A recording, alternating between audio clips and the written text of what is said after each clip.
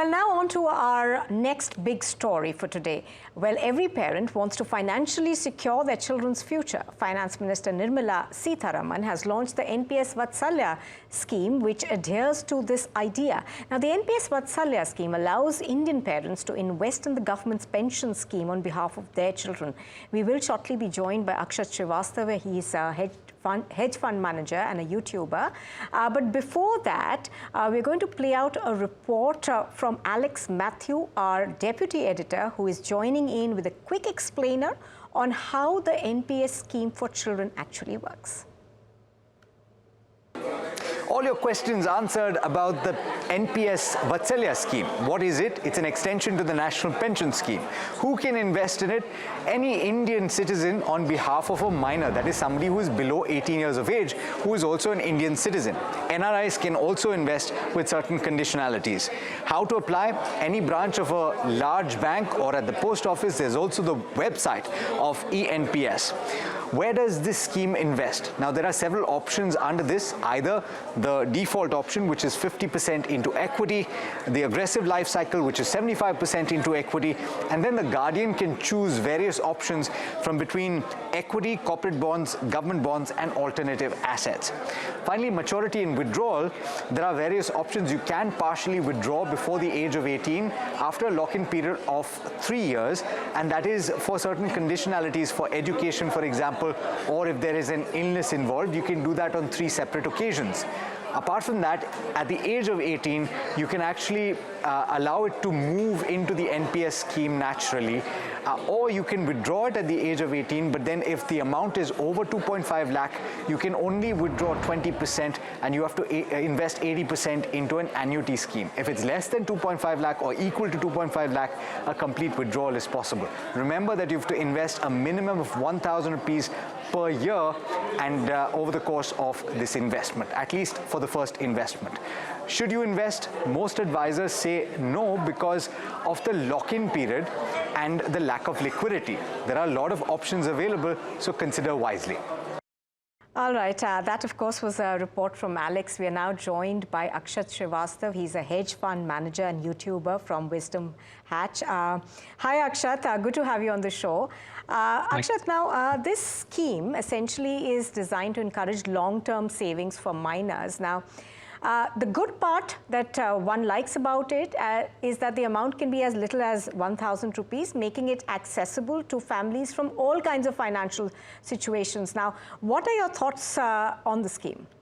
Yeah, so there are pros and cons to it. So basically, and we can judge the pro and con on 3 different dimensions, right? The first dimension is the return that you would make. So that's point 1. The second is the inflation rate in the economy, because if we invest in a very low risk product and the inflation in the economy is really high, then it's a problem, right?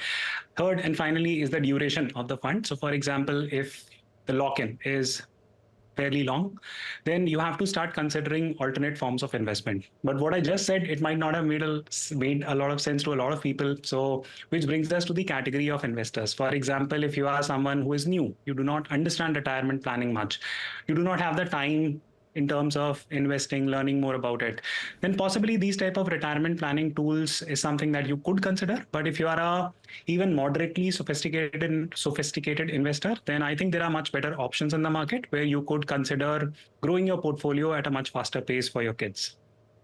Right. Now, one of the things that the government has said and the finance minister touched upon is that this is with a sense to encourage long-term financial planning. Now, in that regard, it does seem like a good initiative because children can actually convert it into a regular NPS account when they turn 18. Now, the other part of it, of course, is that, you know, does it make sense to turn it into a regular Tier 1 NPS account at 18? Because, you know, that locks in the amount till a subscriber essentially reaches 60. Mm-hmm. To be honest, for most investors, the answer should be no, right? Again, the reason is the long lock-in. And honestly, it's fairly easy to open up an NPS account. So if someone wants to open an NPS account when they're 18, 19, they don't want to learn finance, etc., maybe do it then. If parents know how to invest a little bit of time, generate better returns for their kids. Even let's compare the most basic kind of an instrument, right? I mean, the easiest investing that one could do is Nifty 50. If you want like complete exposure to equities, then the growth rate possibly could be faster in that, right? Depending on the type of tier in which you are investing in this particular scheme. So from that angle, I don't see like any major advantage per se. But again, the question comes down to the sophistication of investor. If the investor is sophisticated enough, then of course you don't need to touch the scheme. If you are a complete beginner, you are just thinking, "Acha, you know what, let me just start somewhere." So this could be a starting point from that consideration.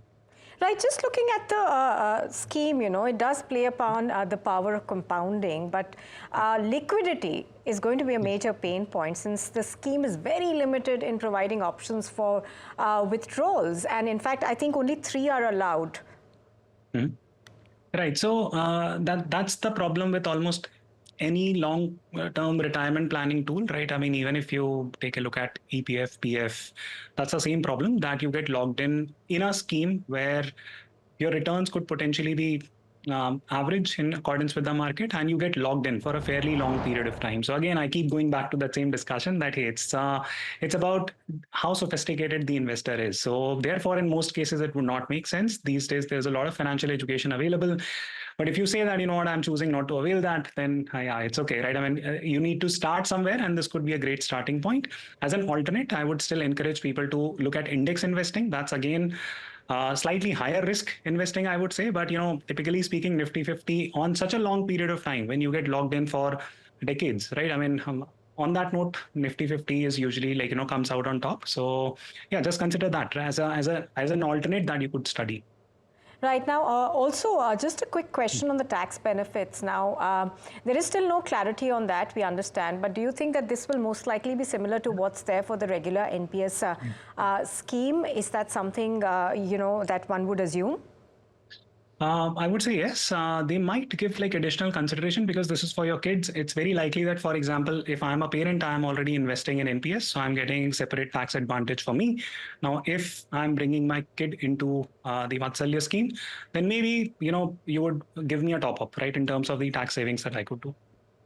All right, and for parents who are watching this, and there will be a large number of them, what would you say is the best scheme to invest in for their children? See, so I'm a parent of 2 kids. My daughter is 1 year old and my son is 4. So their name is Zavia and Zain. So what would I do? I would personally not put in money in this, right? Why? Because I have the experience of managing money. I think I can grow it faster for my kids. What I would typically recommend is that you start your journey somewhere, because taking step 1 is the most difficult step. I would anyone goes through that, right? So from a starting point of view, fine, take the step, but continue to learn about the markets, continue to learn about different asset classes. Locking your money for such long duration, there can be a lot of hidden challenges, right, which you might not anticipate. For example, you might require more money than you require right at certain stage in time. Then, that liquidity hits. There can be tax changes, right, which can happen over a certain duration of time. So there is no clarity from that perspective. Therefore, be very careful in terms of locking your money in long-term instruments, right, unless you see a very clear advantage for yourself, given your investment style, portfolio management style.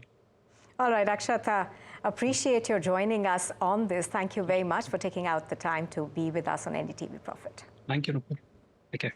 Well, on that note, it's a goodbye from us on the big story this evening. Thank you very much for joining in, but do stay tuned to NDTV Profit for more.